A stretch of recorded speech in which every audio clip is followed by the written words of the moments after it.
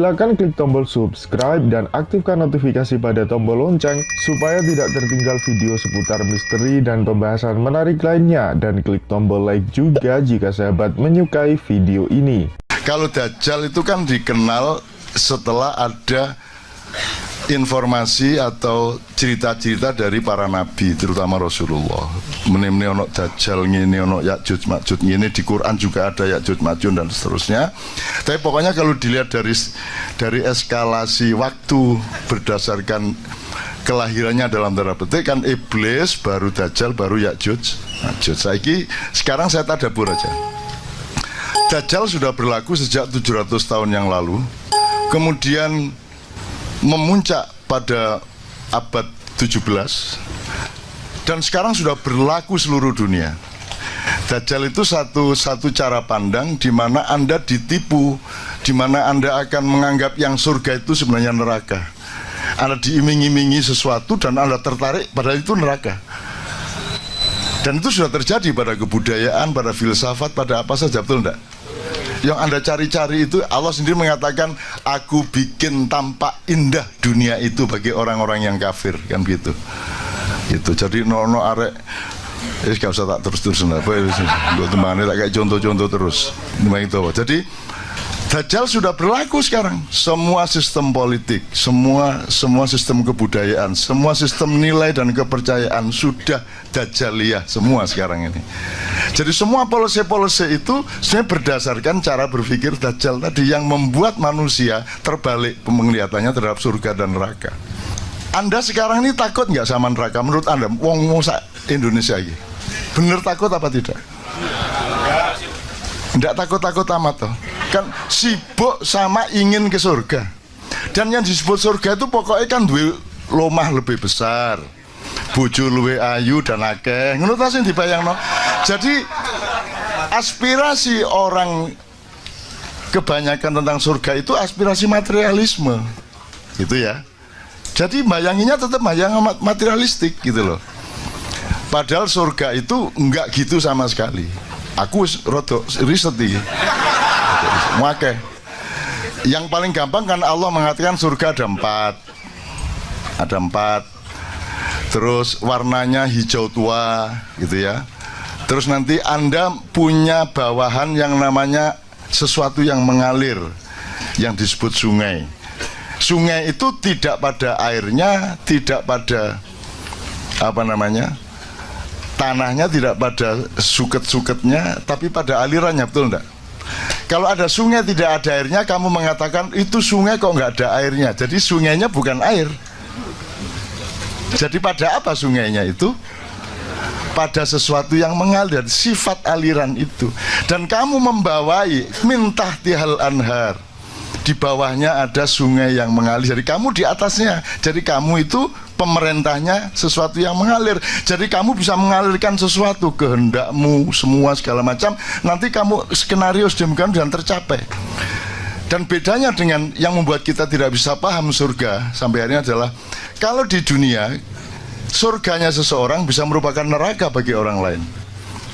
Ada kamu beli motor baru, itu neraka bagi tetanggamu, betul enggak? Betul enggak? Yang satu kawin mengawini cewek, neraka bagi laki-laki yang tidak mencapai cewek itu. Itulah dunia. Di surga tidak. Di surga kata Allah kita terpenuhi semua yang kita inginkan, tapi tidak ada konflik. Bahkan ada ayat mereka berebut gelas, tapi tidak ada pertengkaran dalam perebutan itu, dan seterusnya lah, macam-macam gejala-gejala surga itu. Saya ingin mengatakan ini kepada Anda semua, untuk supaya Anda itu jangan terlalu bingung-bingung amat melihat keadaan ini. Indonesia itu tidak ada, kan tidak ada apa-apa. Dunia tidak ada, ya apa-apa Thomas. Kamu pikir Anda cuma hidup sekali? Bagaimana kalau nanti dihidupkan lagi? Sesuai dengan ayatmu, Allah mengatakan, enggak, bukan itu. Kenapa kamu ingkar kepada Allah, kata dia. Padahal dulunya kamu mati, gitu kan kalimatnya. Dulunya kamu mati. Kalau dulunya mati, sebelum mati hidup apa enggak? Berarti sekali ya. Dulunya kamu mati berarti kita tarik ke belakang, berarti sebelum mati tadi kan hidup, berarti satu kali hidup, satu kali mati.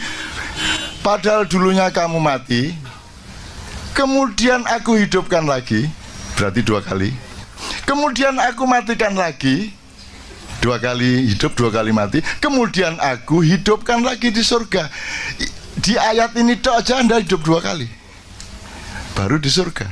Jadi teman-teman sekalian, Dajjal sudah berlaku. Jadi pertama ketika ada penghancuran Inkamaya, penyebaran perampok-perampok dari barat ke selatan dan ke timur sampai ke Amerika Latin, ya, di laut-laut di mana Mojopahit jadi gugup, Demak jadi gugup, semua sampai terjadi ada 4 tahun kosong di mana Sunan Kalijogo memimpin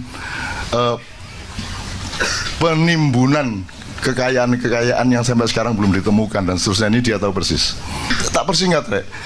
Dajjal sudah berlaku, ya, sampai kemudian ada yang namanya masa pencerahan, Renaissance, Aufklärung dan seterusnya. Itu puncak ilmunya Dajjal. Kemudian sampai ada sandiwara timur lawan barat, komunisme lawan kapitalisme, terus ada demokrasi segala macam, terus dibikin ada negara, ada nation state, mari ngono apa state, apa ngono state, terus pokoknya negara seolah-olah penting. Begitu wis dadi negara dibuka pagere negara. Sekarang MEA masuk semua sini, masuk semua loh, jarit negara. Jadi kita diombang-ambingkan, ya. Dan di puncak suksesnya Dajjal itu secara alam pikiran sudah, intelektual sudah, spiritual pun sudah, kemudian sistem budaya sudah, sistem politik sudah, undang-undang pun undang-undang yang terbalik seperti itu. Nah sekarang adalah era Ya'juj Ma'juj. Kalau Dajjal itu gabungan antara yang barat agak tengah dengan barat sekali, kalau Ya'juj Ma'juj itu dari utara. Nah sekarang yang paling menjadi sasaran Ya'juj Ma'juj adalah Indonesia. Ngono ceritanya. Ya'juj Ma'juj itu pokoknya kuning lah. Itu infanteri yang luar biasa. Tapi dia kesini. Tadi ingat tak pertanyaan saya? Di mana Israel disuruh cari tanah liat? Kalau di kisahnya kan Jibril disuruh cari tanah liat. Sampai sini, di sini sudah ada iblis jauh sebelumnya di tanah ini. Ini sudah dikuasai iblis. Ini dari berbagai macam wacana. Jadi sebelum Adam datang, di sini sudah dikuasai iblis. Gitu loh. Karena iblis langsung lari, begitu diibliskan karena la yasjud itu tidak tahu sujud, dia langsung diusir ke sini. Jadi ketika Jibril mau ambil tanah liat, dihalangi sama iblis, Jibril lari. Mikael lari. Terus Israfil lari, tinggal Israel. Israel memakai ilmunya iblis. Itu iblis itu pinter. Ini sebelum Israel ya, sebelum Israel tak terus. Iblis itu dia ingin melaksanakan ayat Allah bahwa Allah itu menciptakan khalifah di bumi, betul enggak? Iki gimana kok ditaruh di surga? Iya Adam iya apa? Di bumi fil ate. Ini jailun fil ardi khalifah. Lah kok ditaruh di surga? Salah ini, tidak taat sama Allah. Akhirnya iblis berusaha bagaimana caranya memindah Adam dari surga ke bumi. Bener nggak yang dilakukan? Nah cara dia masuk surga itu gini. Surga itu dijaga oleh seekor naga yang sangat besar. Kepalanya di depan pintu surga, badannya di dalam surga. Nah caranya iblis masuk surga itu dia nunggu menguap si naga ini. Begitu naga menguap, iblis bleng masuk. Kemudian menjalani lorong yang panjang di perut dan di badan naga itu. Kemudian menunggu naga beol. Begitu beol, iblis ikut. Dan begitu keluar dari tuburnya naga, dia sudah ada di dalam surga. Baru dia cari Adam. Tapi dia dihalangi oleh burung merak yang sangat banyak di surga, yaitu pasukan-pasukan kavaleri dan infanterinya Allah untuk menjaga setiap zona surga. Maka akhirnya iblis acting, dia beli serban. beli sorban. Nah akhirnya si iblis ini menemui Adam di dalam kostum malaikat. Gitu. Adam hormat kan, loh ini malaikat siapa ini? Oh Kanzul Jannah, bendaharawan surga, al-khasyi, ar-raqi, as-sajid, tafadhalu. Gitu, dihormatilah oleh Adam. Dan semua bangsa Indonesia sekarang adalah Adam yang didatangi oleh. Silakan klik tombol subscribe dan aktifkan notifikasi pada tombol lonceng supaya tidak tertinggal video seputar misteri dan pembahasan menarik lainnya, dan klik tombol like juga jika sahabat menyukai video ini.